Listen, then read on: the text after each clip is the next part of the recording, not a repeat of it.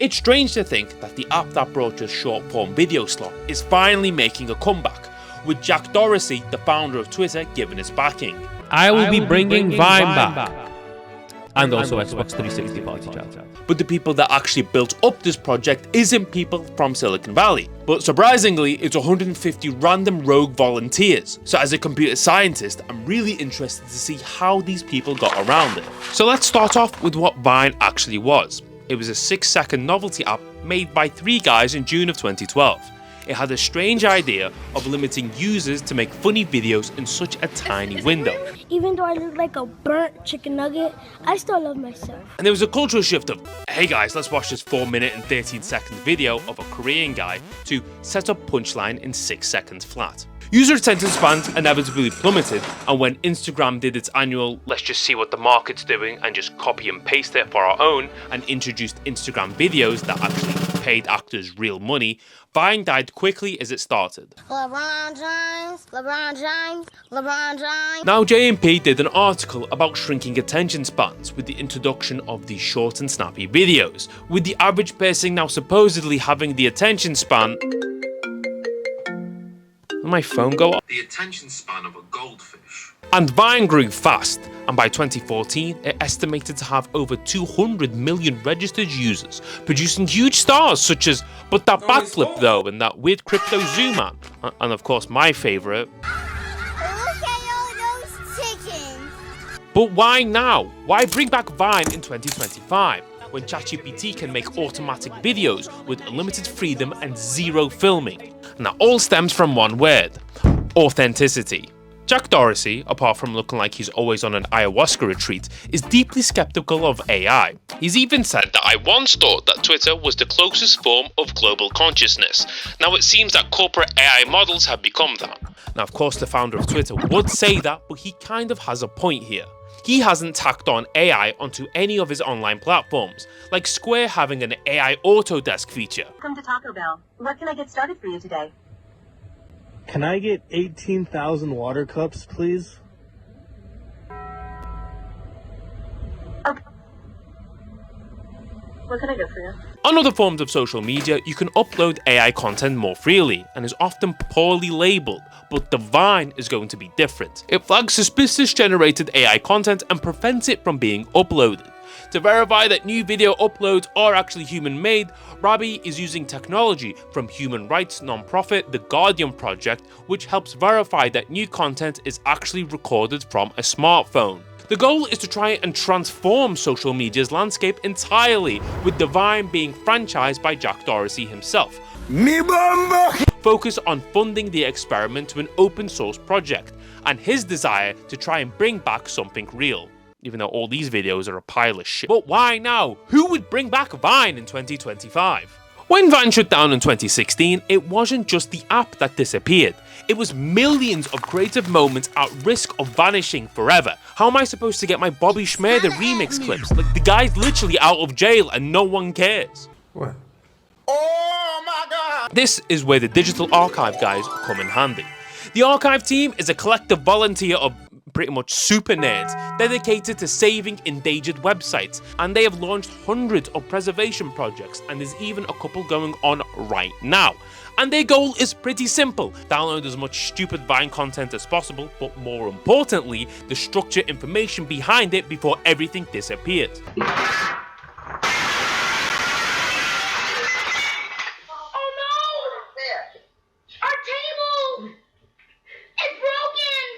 A couple app developers try and store some of these files, but most of the time they're not getting paid enough, so once everything's gone, it's pretty much gone forever without these architects. Now, back in 2016, the Internet Archive managed to capture Vine's underlying structure, which was roughly 40 to 50 gigabytes of binary files. This wasn't just random junk though, it was the video metadata, user IDs, post structures, loops and counts, and loop is Vine's cringy way of saying views, and it only counts if you watch the entire video, which is quite interesting, and partial content as well. This dataset is handy, but looking through, you can clearly tell it isn't just Vine in a box, but it was the complete foundations for this 2025 remodeling structure. I know everybody cares about modeling structures, don't they? To save a variety of platforms at scale, the archive team uses a tool called Warrior 3.2. It's like one of the most cringiest things I've ever said. And this is a virtual machine or a VM that volunteers can use all across the world. Think of it as like a Roomba going around the entire website but scraping all the information instead of smearing dog poo everywhere. But how does the Warrior 3.2 tool work, you ask? It first connects to the archive team's tracker and receives tasks like downloading profiles or archives for video endpoints. These can be run by bots, but also need user-specific checklists to try and make the site more functional. So you're pretty much allowing them to control your computer here, which is completely safe. And looking through the checklist, it scrapes and downloads content automatically, using multi-threading, retries broken links, and I feel like I've lost half the viewers watching the video, but it also captures metadata and media structures. It then uploads all the results back to the central server, ensuring there's no duplication, and helps try and build up this preserved dataset. And it tells me on their website that thousands of warriors run these in parallel. So cringy to say. Allowing the team to collect huge amount of Vine's data in such a short amount of time. And this gets by a lot of the anti-bot pages, just like Roblox, which has one of the strangest captcha systems of all time. How is a child meant to solve these? It's impossible! Without the archive team's human-run machines though, most of Vine's internet footprint would have been completely lost. Which I'm not totally against. And fast forward to today. Developers who are working on the Vine have been able to reconstruct Vine's social graph because these files and metadata still exist, and it's almost just like Lego, but probably way cheaper. When sites go bye-bye, they save user activity and data, but not all of them have the extent to try and rescale the system as quickly as this. And the Vine isn't just a nostalgic reboot, it's proof that communities and support can actually create something bigger. But between you and me, I don't think big tech's gonna listen to this. Even in a world with automated videos, questionable Sora clips and automated feeds, there's still a huge consumer demand on a platform devoured and powered by humans. No algorithms, no stupid AI buzzwords, no synthetic content, just a revival of Vine shows what the people really want. And that's human creativity, real social interaction, authenticity, shared humor, and most of all, a platform that doesn't just rely on AI-generated slop for everything. Hey, it's me, out here in the woods, and look who I ran into. This is the most beautiful creature, right? So now I've got a tie-on and a suit that's 2 sizes too small to hopefully go over some of the legal challenges that the Vine could possibly face in the future. So here's the million-dollar question. Who actually owns the Vine now? You have a couple different complications here. First is the people that actually created Vine. What about Jack Dorsey, who purchased Vine based on these people? What about Elon Musk, who bought Twitter and inherited some of the content based on that? And finally, you have the archivists who actually claimed and preserved all of this information. When someone uploaded the Vine in 2013, the copyright didn't actually transfer anywhere.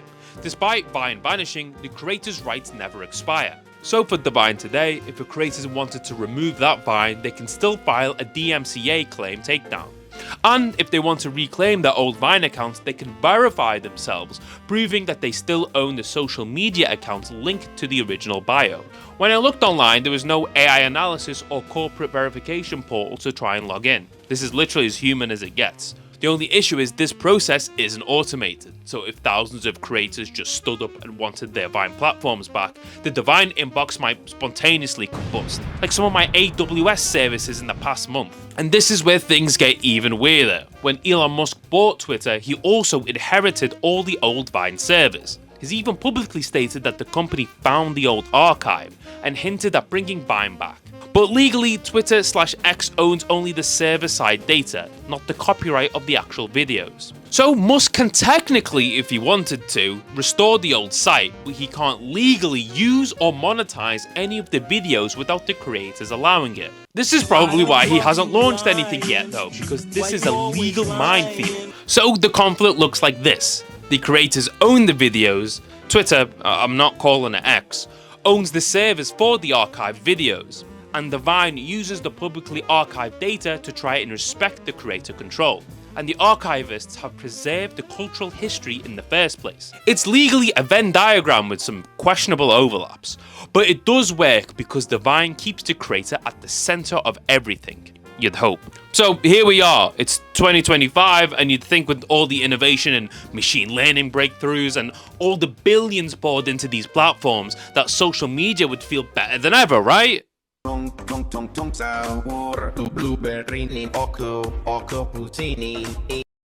the fuck am I watching? But instead it feels like every app is becoming like every other app. TikTok is becoming more like YouTube, YouTube is becoming more like TikTok, and Instagram is becoming like a cesspool of pure shit. And users crave authenticity because right now on the internet everything seems so manufactured. They want raw, they want messy, they want unfiltered and chaotic human interaction. They're so tired of 10-minute hyper edits on TikTok, they've started to go to concerts with 3DSs to try and film on them. Every platform is also just quietly admitting this as well. The magic of the infinite scroll content is finally catching up to itself. People like constraints, like me in this tiny 3DS box.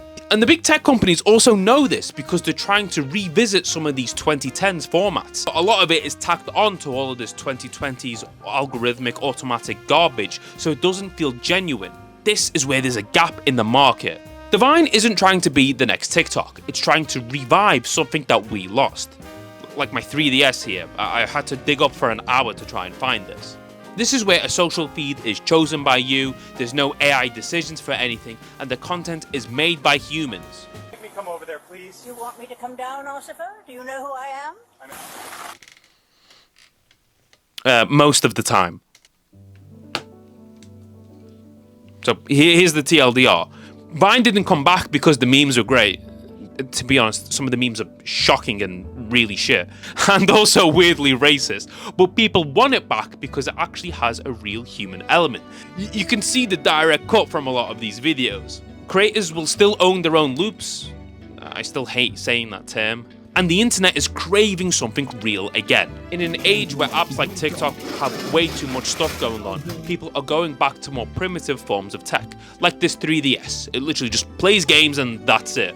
The site is a little bit buggy still, but Jack, the founder of Twitter, has started to put his backing into the platform. So if Jack stops working on his Square handheld device, which, by the way, that device keeps asking me prompting for 40% tips, I think 15 to 20% is more than enough for food. We can have a platform that can actually be fun and made by humans. Whether this new scope of Vine becomes one of the biggest platforms out there again, or if it just has a small and niche audience, I really like the motive what this platform's trying to do. And I hope you guys like that video. But if I get one more fat person falling over from a video made by Sora clearly on my feed, I'm going to start suing people. It's me, I'm stuck in a 3DS. What was the last game I played on here? I'm just taking a screenshot. Why can't I go to the home button? Hell yeah. That's what I'm talking about. Give that a like. Luigi's Mansion. What a fucking game, man.